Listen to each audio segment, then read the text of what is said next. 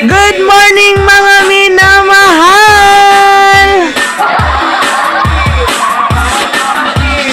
Hay buhay!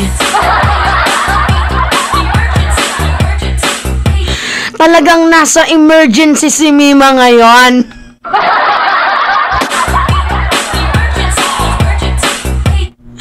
Pare-parehas na sila ngayon. Pare-parehas ng kompas, mga minamahal. Kanya-kanya talaga silang linis ng kanilang mga bakuran. Noong hindi pa lumalabas ang video, ata pang atao. Tapos ngayon na lumabas, kanya-kanya na silang kanaan. Si ate iwas pusoy. Si kuya naman tinira si ate. Nung nakita ko yung kanilang mga vlogs, napaisip ako, epekto na ba to ng fentanyl? Grabe, nag-iini-mini-mini muna sila, mga minamahal.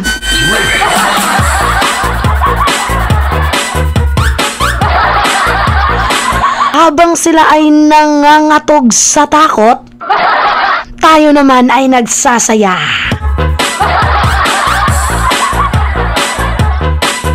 Siyempre, malinis ang konsensya at hangarin natin. Kaya in the first place, bakit tayo matatakot?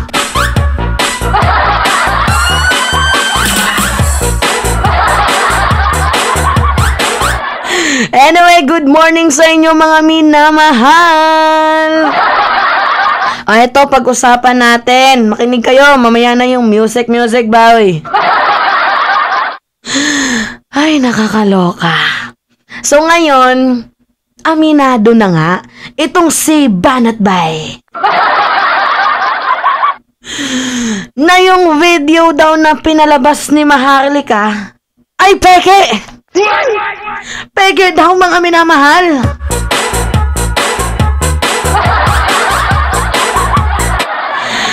Ano yun? Umiiwas pusoy ka din ba? Kaya ang ginawa mo, tinitira mo na ng si ate. Ito namang si ate, denial. Ano yung sabi ni Maharlika? Hindi naman daw si Marcos Jr. yung tinutukoy niya sa video. Ay, buhay. Akala ko ba matatapang kayo? Akala ko ba banateros? Eh bakit parang ang nakikita ko mga bugaweros? Umiiwas din kayo sa pusoy kaya nagdidilitan din kayo ng video tapos ngayon biglaan kayong magpapakita na sinasabi hindi totoo yung video. Deepfake yun. Alam nyo, nakausap ko yung mga mga video creator, mga ganyan-ganyan video editor. Hindi totoo yung video. Tapos ngayon tinawag mo pang Trojan horse yung naglabas ng video. Eto, pakinggan nyo to mga minamahal. Hindi to sa akin nang galing yung statement na to papakita ko sa inyo. Tingnan nyo. Hindi nagsisinungaling si Mima dahil tayo po ay may credibility. Wait lang. Ito, wait lang. Sa totoo lang, kasi iba talaga ang basa ko. Ang basa ko dyan sa video na yan, pinahin niya ng Trojan horse para sirain ng Duterte. Alam mo, ako naniniwala ako kung sino man ang gumawa niyang video na yan. Hindi yan concern sa mga Duterte. Hindi yan concern sa pinaglalaban. Ako talaga, yun ang Trojan horse na nagpakana niyan. Pagkaguluhin ang mga pinaglalaban nating tama. Ako, yun ang sa akin. Okay.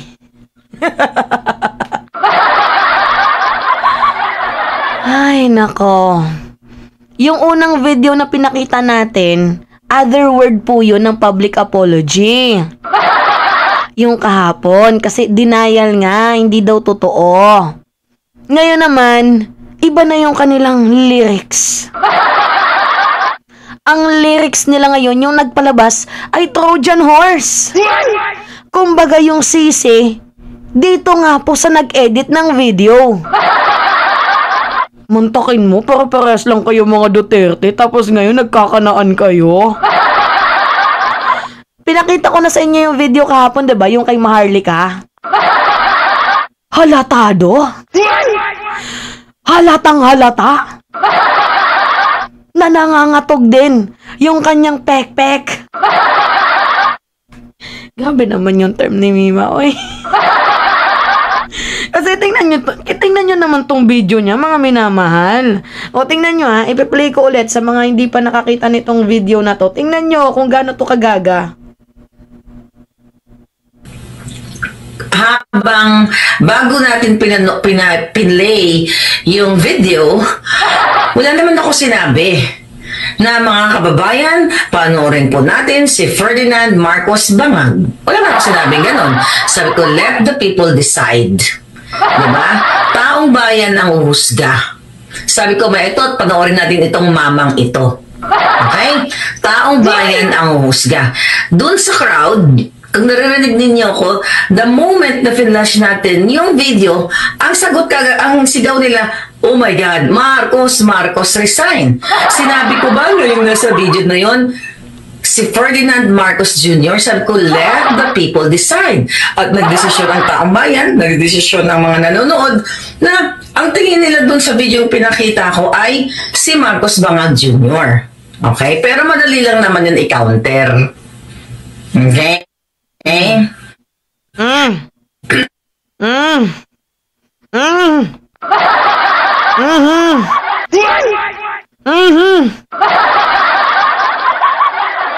Kaloka? Alam niyo, sumakit talaga yung ulo ko sa kanila. After niyong i-insist na si PBB, actually ngayon nasa video, mukha nga ni PBBM ang inilagay ninyo, di ba? Ito naman si Bobong Maharlika, hindi mo man sinabi na si PBBM yon kasi according din sa statement mo, di ba? Sabi mo, let the people decide. Eh bakit yung nasa video, sino ba yung nandun? Di ba si PBBM, yung kanyang mukha, yung mukha niya ang nakalagay doon? Tapos sasabihin mo na, wala naman akong minensyon na si Marcos Jr. yun. Eh ano yung hakbang ng maisog ninyo? Ano yung goal nun? Di ba to demonize? To character assassinate, to demolish the president. Ano ba bang layunin nun? Tapos may magsasalita, ako nagugutom na ako. Nasa na 20 pesos na bigas. Ay mga tarantado. Nakakabili kayo ng sandamakmak na makeup, nakakapunta kayo ng California, tapos may sisigaw, nasaan yung 20 pesos na bigas? Ang inang nyo, grabe mga tangina talaga tong mga hayop na to, no? Hindi pwede yung public apology, hindi pwede yung nag-iiba-iba kayo ng tono, lahat mananagot. Walang sinisino-sino dito, lahat mananagot. Ang tatarantado ninyo, ang gagago ninyo. Tapos ngayon, umiiwas pusoy kayo, pero iba-iba kayo ng pamamaraan. Itong nagpalabas ng video, sasabihin, hindi naman si Marcos Jr. Bangag ang tinutukoy ko. Samantalang ito namang isa sasabihin, Trojan Horse yan si Maharlika. Kasi yung layunin yan isirain yung mga Duterte. Pero nababasa nyo ba guys yung punto? Ang punto doon, kanya-kanya silang ligtas ng kanilang mga sarili. Kanya-kanya silang linis ng kanilang mga kalat. Yun yung totoo doon. Kaya sino yung niloloko ninyo? Ako pag may pinapalabas akong video sa inyo, 'di ba? Kita nyo naman, 'di ba? Meron talaga tayong mga proof and evidences. Meron tayong mga screenshots na totoo yung mga pinapalabas natin. 'Di ba? Simula pa lang dito sa pagpatay ni Maharlika sa kanyang asawa. Sa paggamit niya ng methamphetamine.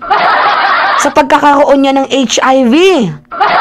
Sa pagnanakaw niya sa isang makeup store. Meron tayong mga ebidensya. Itong si Banat Bay nagbebenta ng bulok na kotse.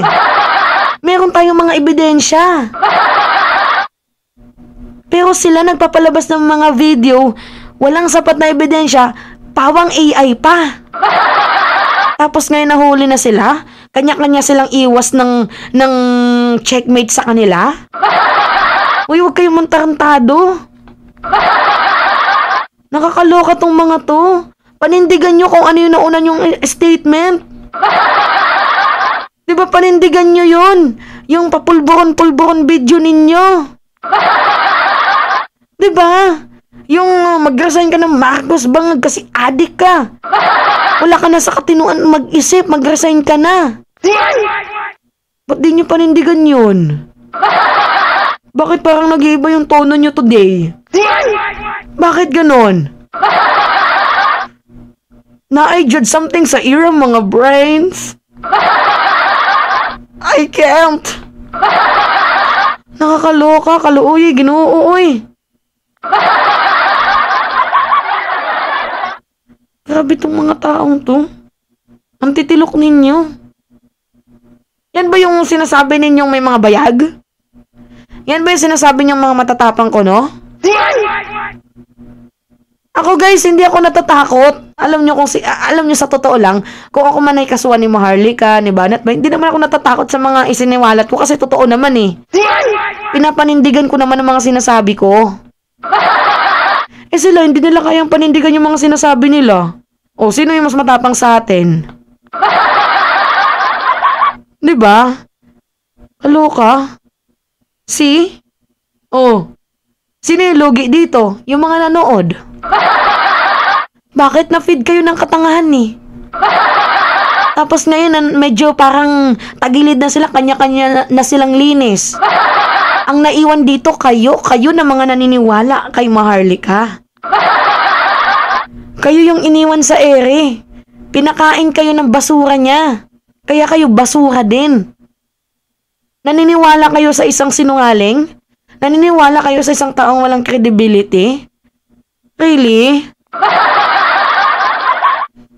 2 taon nyo kaming pinag-antay tapos yun lang yung video? Tapos sasabihin nyo, teaser pa lang yan. May part 4 pa? Diyan pa nga lang sa teaser ninyo, hindi na kami kumbinsido? Hindi nyo man lang ginalingan. Diba? Kaloka tong mga taong to.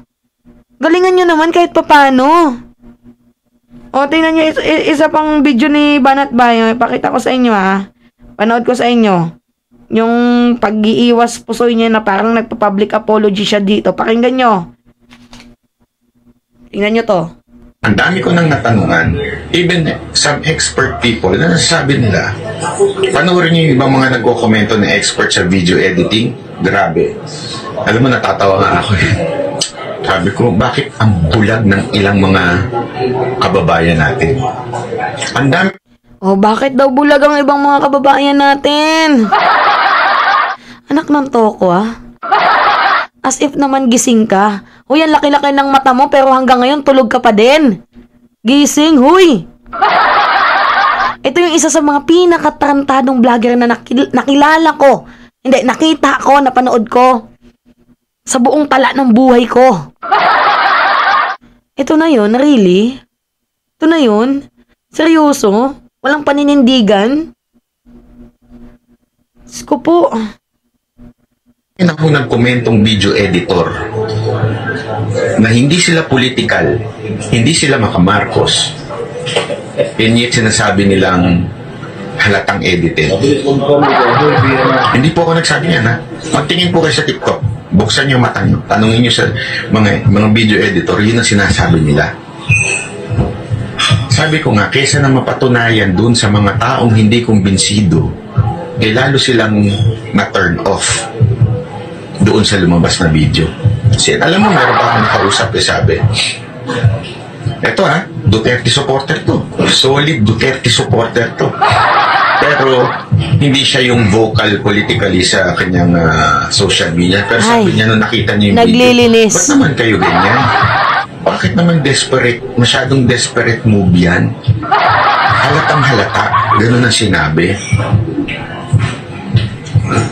Alam mo, nung naano ko yung sabi, hindi ako naano sa sinabi niya. Naano ako dun sa mga taong nagbubulag-bulagan. Nagbubulag-bulagan kasi niloloko sila ng mga vlogger na for the views tulad ni Bisdak. Tulad mo! Hoy! Diretsuhan na. Ginagamit nila tong issue na to for the views. Ayaw nila panindigan yung totoo. Alam naman nila sa loob nila yun eh. Nobel Tulyao, salamat po. Eh kasi nga, pera eh. Alam mo na, pag may views, may pera.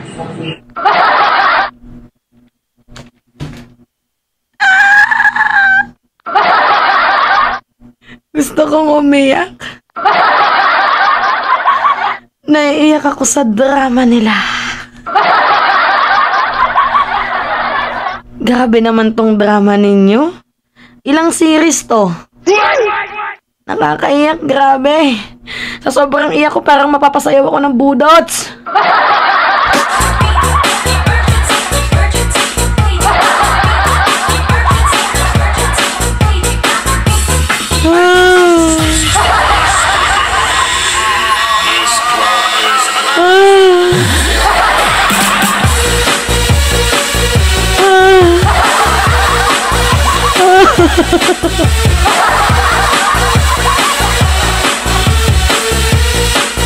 Hindi mga kababayan, ganito kasi,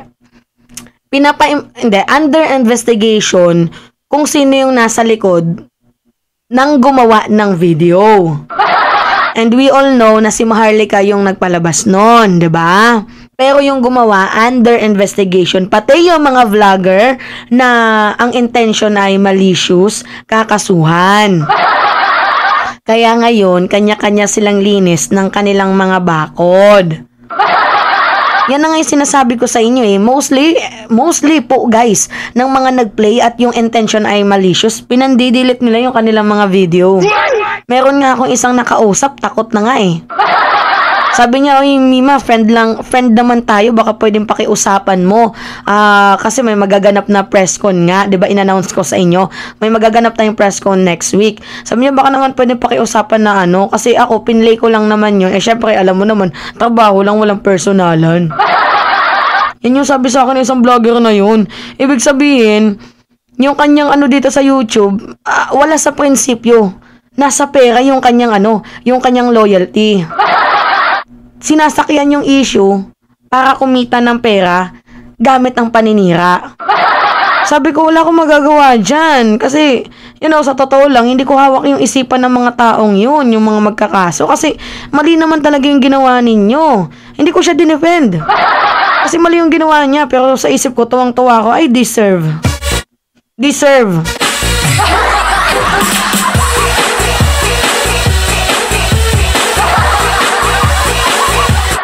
Sa mga magiging future vlogger dyan, mga minamahal, makinig kayo. Pag alam nyong nasa tama, panindigan ninyo. Kasi kapag nag-delete kayo, it only means you are guilty. And hindi magbabago yung pagtingin ng mga tao once na nag-delete kayo ng video kasi nakita na yan eh. Nakapanira na kayo, naka-fed na kayo sa naka-fed na kayo ng masamang kaisipan sa mamamayang Pilipino at sa pamamagitan ng pagdidelete ninyo, do you think na malilimutan yung issue? Hindi. Kasi one of the side effect kayo ng pangit na social media. Yun yung totoo dun, mga minamahal. 'Di ba? Anyway, yun. It's me again. Si Mima Alicia nyo. At nagbabalik para sa ating panibagong video.